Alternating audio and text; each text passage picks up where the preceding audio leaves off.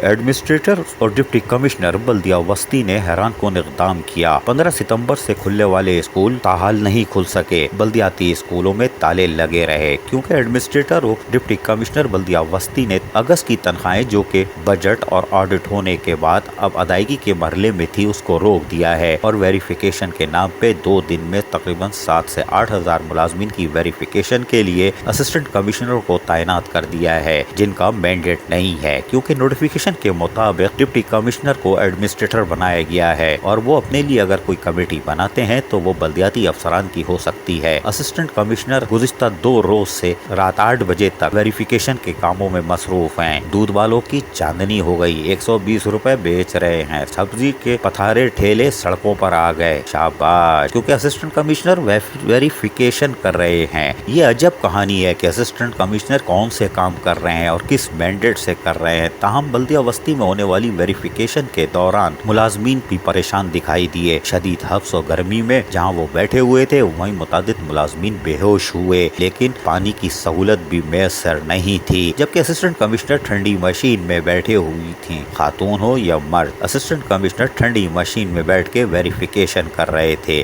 اگر اتنی ہمدردی تھی تو لان میں بیٹھ کر کرتے جہاں ملازمین بے ہوش ہو رہے تھے، جبکہ گلبرگ ٹاؤن میں محکمہ تعلیمات سے تعلق رکھنے والے ڈپارٹمنٹ کے اساتذہ اور دیگر اسٹاف کو طلب کیا گیا تھا اور وہ شدید گرمی میں قابل احترام اساتذہ گھاسوں پر یا سایہ ڈھونڈتی پھر رہی تھیں۔ یہ عجب کہانی تھی۔ جن اسسٹنٹ کمشنروں کو اساتذہ نے پڑھایا وہ بھار دھوپ میں لانوں میں سڑ رہی تھیں اور اسسٹنٹ کمشنر ٹھنڈی مشین میں کاغذ پینسل چلا رہے تھے اور بلدیاتی اسکول بند تھے۔ کیا سندھ حکومت یا وزارت بلدیات اس بات کا نوٹس لے گی کہ 15 ستمبر کو کھلنے والے اسکول بلدیاتی اسکول ضلع وسطی میں کیوں نہیں کھلے؟ لیکن کون پوچھے گا؟ جبکہ قانونی طور پر بھی ملازمین پریشان ہے کہ جب بجٹ اور آڈٹ ہو چکا تھا تو تنخواہ روکنے کا جواز نہیں تھا۔ آئندہ ماہ تنخواہ روکتے اور پہلے ویریفیکیشن کراتے اور آپ کو بھرپور ٹائم مل جاتا اور ویریفیکیشن بھی سکون سے ہوتی، لیکن ایسا نہیں کیا گیا اور ملازمین کے ساتھ ساتھ قابل احترام اساتذہ کا بھی احترام نہیں کیا گیا اور معاشرے میں تعلیم دینے والی اساتذہ کس طرح دھوپ میں اور لانوں میں بیٹھی ہوئی ہے، یہ ایک شرمناک تصویر قرار دی جا سکتی ہے۔ لیکن حیران ہے کہ بجٹ اور آڈٹ ہونے کے بعد اگر تنخواہ رکتی ہے اور پھر دوبارہ تنخواہ کے لیے بل اور پرنٹ کیے جاتے ہیں اور تنخواہ کی جاتی ہے تو کیا بوگس ملازمین کی تنخواہیں آڈٹ آفیسر اور بجٹ آفیسر نے پاس کی تھیں وہ بھی ذمہ دار ہوں گے کہ نہیں؟ یہ دیکھنا ہوگا ڈپٹی کمشنر اور ایڈمنسٹریٹر بلدیہ وسطی کیا اقدام کرتے ہیں یا صرف سفارش کی بنا پر گریڈ 1 سے 5 والوں کو اور قابل احترام اساتذہ کو اسی طرح بٹھا کے رکھیں گے۔ واضح رہے کہ بلدیہ وسطی میں 15 ستمبر کو اسکول نہ کھلنے کا بھی اعلیٰ حلقوں نے نوٹس لیا اور فوری طور پر ویریفیکیشن روکنے کا کہا۔ ذرائع کے مطابق اساتذہ کو واپس اسکولوں میں بھیج دیا گیا، لیکن 2 بجے جانے والی اساتذہ اسکول میں مکھیاں نہیں ماریں گی، وہ یقیناً گھر جائیں گی کیونکہ وہ بھوکی پیاسی صبح 9 بجے سے بیٹھی ہوئی تھیں اور کچھ تو بے ہوش ہو چکی تھیں۔ یہاں میڈیکل ایڈ کی بھی کوئی سہولت نہیں تھی، پینے کا پانی تو دور کی بات ہے۔ یہ ہے ہماری قابل احترام اساتذہ، لیکن ڈپٹی کمشنر اور ایڈمنسٹریٹر بلدیہ وسطی کا یہ کام یقیناً شہریوں کے لیے بھی حیران کن ہوگا۔ لیکن کیا وزارت بلدیات اور محکمہ داخلہ کے ساتھ ساتھ وزیر اعلیٰ سندھ اس کا نوٹس لیں گے؟ ہمیں نہیں معلوم۔ عزیز عارف، KBS بلدیاتی نیوز، کراچی۔